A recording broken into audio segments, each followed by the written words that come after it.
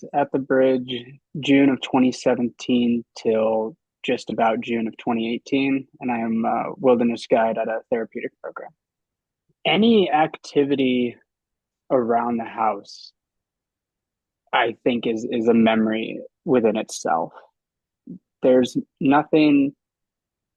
I mean, I can think of playing pool with or ping pong with most anybody in the house, and it's not very often that you get to be in such a beautiful place with people who really do care for one another, um, with zero judgment around at any point, and you can just naturally be yourself. Whether it is a funny room dynamic, you end up becoming friends with the people that you're around, even if it's very different backgrounds, beliefs, whatever. It doesn't matter. It kind of everything in the best way almost goes out the window. And yeah, there's the ups and downs and conflicts, but I think just I mean, I still hear from people like still to this day have talked to some of the guys that I've been with there and just up like keeping updates and tabs on them. I remember like, yeah, when you mentioned first getting Nutella and having the house have to come together of like, great, now thanks, Joey. Now we have to add the dog chores to the list and me just being like, sorry, and everyone ended up being totally cool and loving it. And just, yeah, I'd always knew I loved to travel, but I didn't know the extent that I love to travel until I got to the bridge and just almost feeling like, that the trip was within the month of it being planned and kind of that spontaneous type of adventure. I didn't know I would learn to love so much. And it's how I've spent a lot of my travel is now I don't really plan anything more than like a month in advance. Um, and it's just a lot more fun that way. And it's even like in the midst of the adventures or going to Bihagwa or whatever, it's like even the little trips within those trips that just happen on the hour. And it's like I Mm, never knew. I knew traveling was fun, but I didn't know how much more fun it could be with just being like, "Hey, mm, y'all want to go do this?" Even though it wasn't planned. Yes, okay, and just doing it. Going off whatever way. It actually relates to the second thing, which is what I learned, which is um, to just be as authentic and honest and confident within yourself.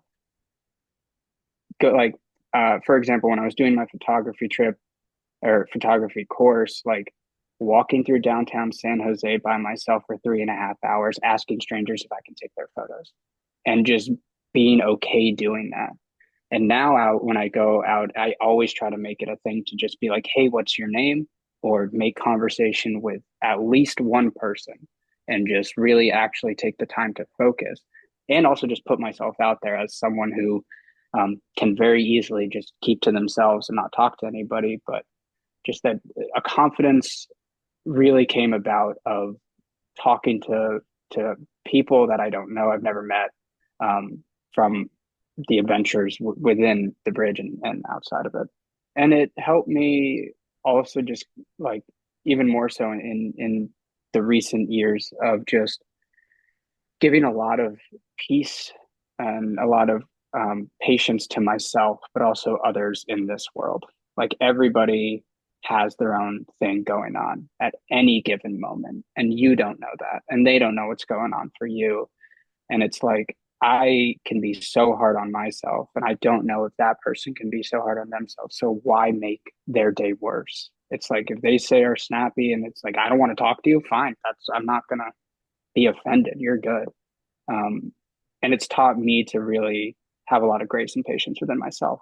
I guess I should say I'm back in that mentality of I know my purpose, my place, who I am, and what I want to do. And again, the bridge was the place where I learned that. I wouldn't have left if I didn't feel that way at the time. All of the social interactions that I had um, were, like I said earlier, were so real and authentic.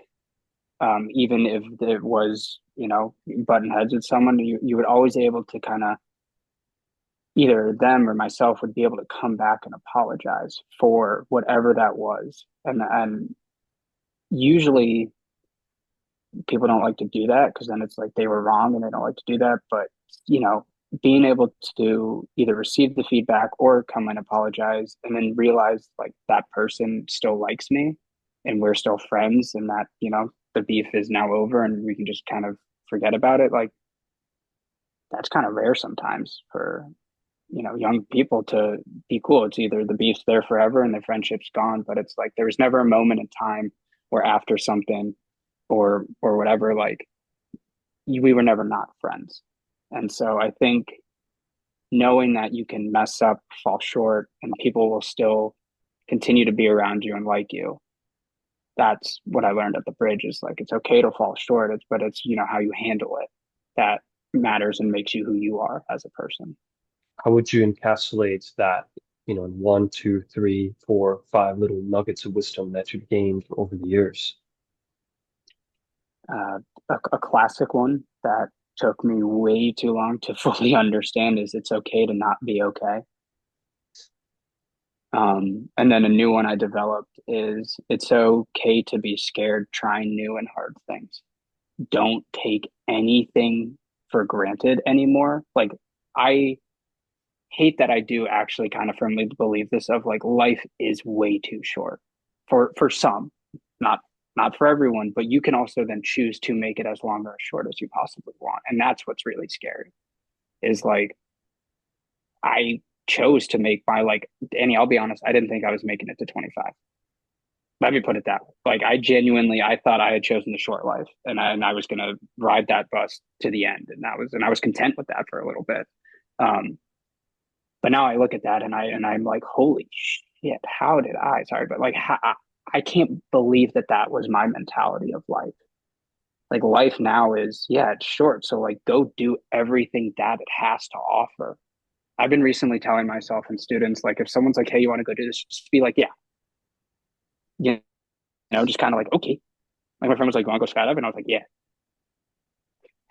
Next thing you know, I'm doing it. It's like, okay, do you want to move out of North Carolina? Yeah. You want to work at your North? Yeah. You want to be? It's just kind of, take the opportunities when they come. When I am scared, it's usually there's a change happening or something, is going on behind the scenes or it happened. And back then, it was really all just the change was me and me growing as a person and learning how to handle my own emotions and just kind of be a young adult in this world. And I couldn't be scared during that time because it would have stopped me from learning and growing anything. Any scared for me, it was like scared just as wall goes up. And it's the same with like any influx of positive emotion or negative emotion at a time where if I'm already dealing with kind of this teeter totter, if anything comes like this, I'm scared it's game over, whether it's a good or bad influx of either one. Um, and I realized that I was so scared that I couldn't grow or learn anything. And I would just basically bury my head in the sand and pretend everything was okay. Joy, fulfillment, happiness, life, meaning, purpose, adventure. I'm realizing now that when you say like, what does the bridge mean to you? It means like I know I said purpose and everything, but I think mostly now what it means it was kind of the first home or like yeah the first home my first home base of the new Joey. It's where the new Joey really started. Home is what you make it. And I think I was making my home, both in my head and my actual home of my parents, like such a, for lack of a better term, war zone. The bridge was really like the first time I wasn't living in a war zone almost of would wake up in my home and I would just go downstairs, make coffee out of the sock, and go stand out on the lawn with my bare feet for 10 minutes, taking the sun, and that was life. And then it was like from that moment on, how could you not be grounded? And how could it is what you make it. And there were hard days and not so fun days, but like all in all, I knew who I was and how to handle my emotions and what to do about it and where to go to and who to go to. And it was the first time in my life that I was home and not in just chaos.